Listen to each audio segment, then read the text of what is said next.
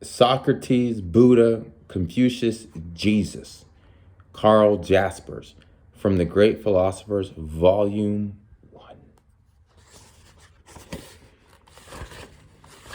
Let's see.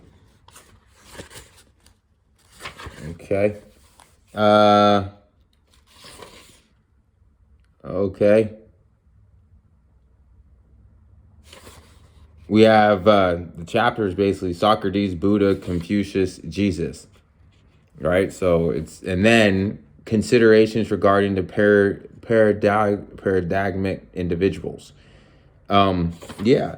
So each one of them, they basically have like the life and then, what the person was about. So with Socrates, it's life, the influence, the lasting significance of Socrates. Buddha has what do Buddha and Buddhism mean to us? And life, obviously. Confucius, life, obviously. Influence, the basic wisdom of Confucius, and Jesus is the smallest one, actually, which is surprising. And it's just the message, life, the personality of Jesus, the influence of Jesus. Right, I was pretty short. So why these four? And the common ground and the differences. I like that one. Why are we talking about these four people and the common ground and differences? So let's jump on over to 87.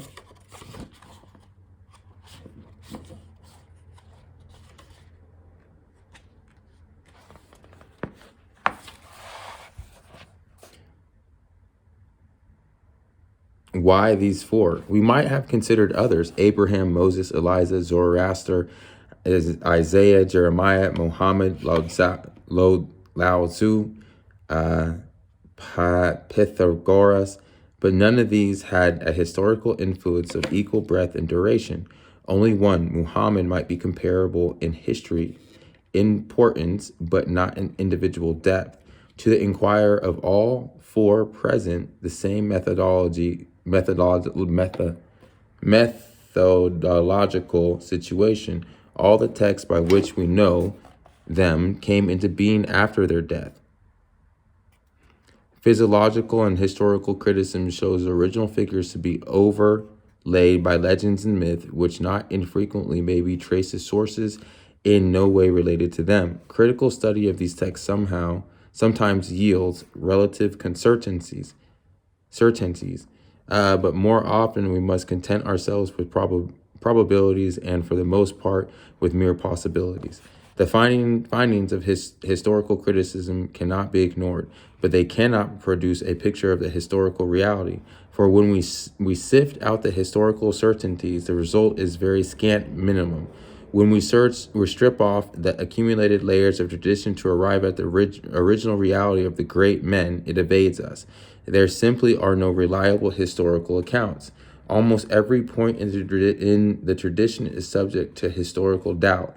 In the end, it becomes possible to doubt these men's very existence, as has actually happened in connection with Buddha and Jesus, because it seems to vanish completely behind myth and legend. The absurdity of such a conclusion suggests doubts in the methods of criticism itself. The historical reality of these great men can be discerned only in their extraordinary impact and those who knew them in the later echoes. This impact is demonstrable. Pictures of these men were conceived from the very beginning and recorded by writers and regarded themselves as followers. Such images are themselves a historical reality. The people of every epoch have seen these images of the paradigmatic individuals as reality, and this is what we must do today. But under new conditions, critical analysis of these traditions have prepared us to see beyond the documents. In studying the sources, we let the image take form within us. Like the men of all other periods, we must look at the reality directly, independently of the defined fixated faith. Criticism, to be sure, imposes limits on this vision and demands a certain preparation. But once gained, the vision has all its original freshness. It remains indemonstrable and cannot be arrived at by reasoning. What is seen in this way becomes a guide to criticism. In itself, it proves nothing and merely proposes questions concerning which reasoning is possible. Critical doubt joined to a feeling for the tradition cannot be encouraged us to risk forming a picture of their historic reality. Ugh, that's a mouthful. You could have said everything in like a half a sentence. Hold on, let's finish this one last paragraph, and then if there's nothing, like boom, then we're done. I'm sorry. It seems a lot more interesting, but it's kind of dead. A whole bunch of bah, bah, bah, bah, bah. Okay, which of the four are best known to us? Our knowledge of Jesus and Socrates would seem to be better substantiated than our knowledge of Buddha. As to be the authenticity of the sayings, Buddha's are more open to doubt than those of Socrates, Jesus, and Confucius, but they are all doubtful. Each of the four figures stands out clearly, but the light in which we see them seems to vary. We see Socrates in a realistic daylight. Jesus is transfigured as though by magic. Buddha appears as a type in an aura of enchanted abstraction. Confucius walks soberly in the bright light of this world. Is Socrates more tangible, present, and more coherent because the other three had no Plato? Or are some words of Jesus better authenticated because the apostles were not writers and did not consciously try to produce literature? Mere criticism ends in the conclusion that we know nothing definitely. The reality vanishes, and yet we continue to perceive it. This vision can be justified. What? I'm going to have to read this. Really, wow. These four men were given their high place in tradition before the birth of scientific criticism. Perhaps it was a prejudice to suppose that what for many hundreds of years produced this extraordinary an effect on the inner attitudes of men really existed. But such a prejudice seems to have a good deal in its favor. It is not possible that a man's insignificance will turn to greatness in an image. The other man's picture of an insignificant man will reveal such loftiness of soul. The source of an image must itself have been extraordinary. In any case, we know that these men's influence began at once, and in their lifetime, that it first imitated from a living man and not from an image. And we ourselves are caught up in the experience of this indubitable impact. The power is still over us, is not a rational proof, but it is an indication that cannot be ignored. These men are still visible because their influence is still at work. That's very true.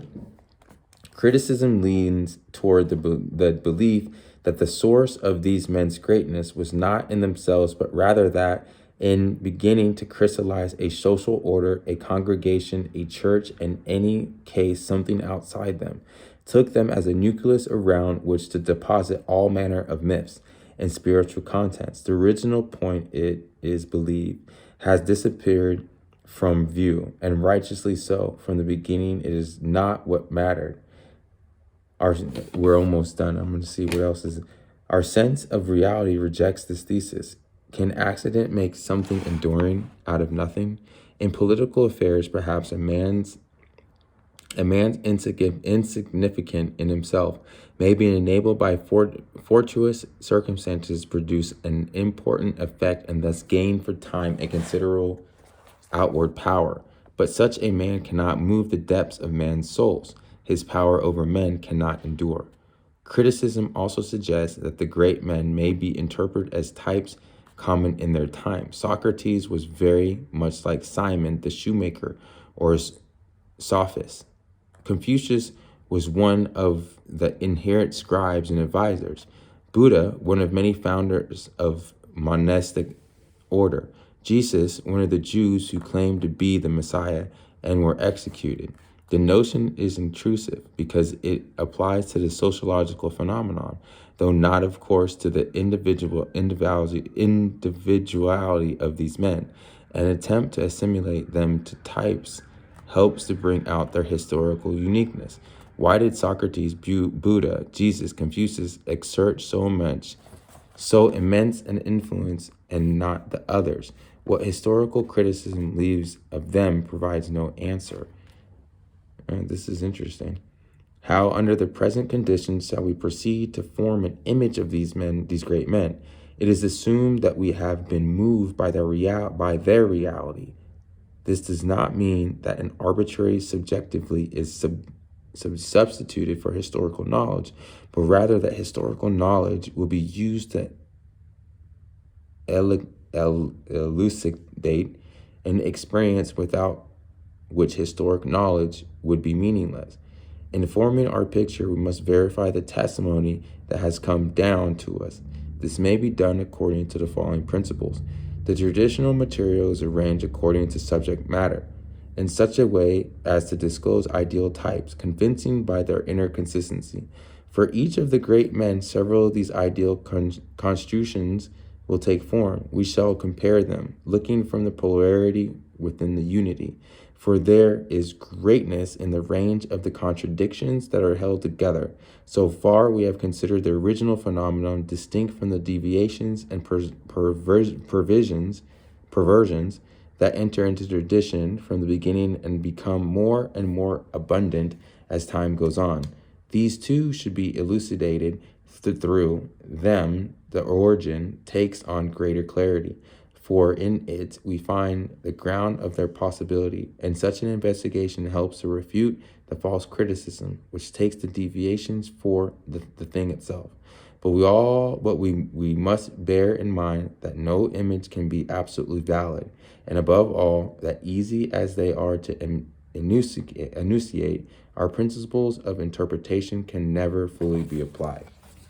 That is a mouthful, but it's very interesting, his perspective. I hope I didn't confuse you too much, but it's very interesting. I'd have to read like the entire book to really get you there, but that's an interesting perspective, especially when he was talking about what if these people were just the symbols of all these other people, and that's why they emulate so much influence.